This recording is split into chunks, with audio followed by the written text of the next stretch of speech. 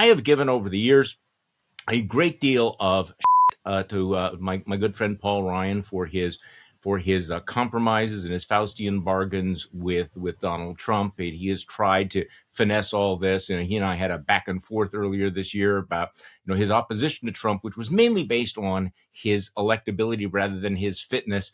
So I have to play a little soundbite. Here is Paul Ryan. I'm not sure this is the strongest criticism, but he clearly is upping his game. So let's just listen to Paul Ryan. How will history regard people like Liz Cheney and Adam Kinzinger and people of their ilk? And maybe it's just the two of them. Yeah, I think they're friends of mine. I think they called look, Trump's not a conservative, he's an authoritarian narcissist. So I think they basically called him out for that.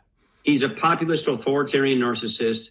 So historically speaking, all of his tendencies are, basically where narcissism takes him, which is whatever makes him popular, makes him feel good at any given moment. And he doesn't think in classical liberal conservative terms. He thinks in an authoritarian way.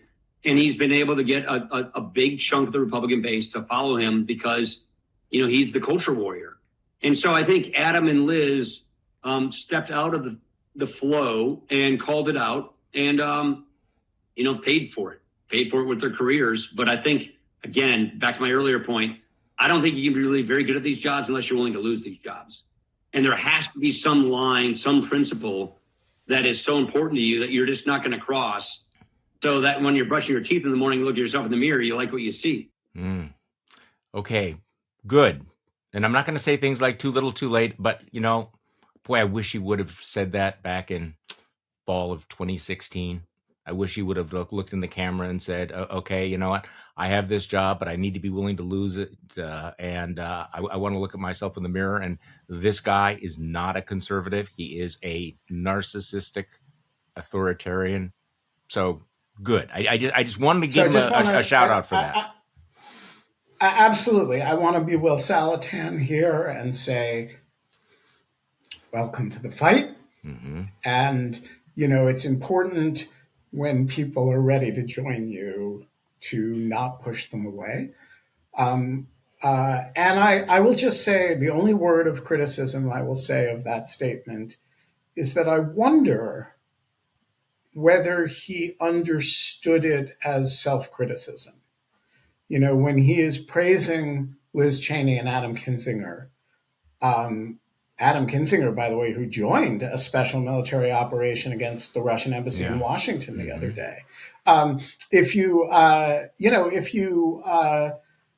you're praising them and you're saying there has to be some point at which you, I think his word was, get out of the flow, and because there are some lines you can't cross. Do you say that? Is he being just a pundit now, or does he understand that that is something he did not do, and that these words would have been enormously helpful and meaningful as Speaker of the House? I don't want to criticize him for saying those words now. Question. I'm just wondering, does he understand himself to be criticizing himself now? Because that would be significant. I don't know the answer to that, but my instinct is that if he's not, he's moving in that direction, which is positive.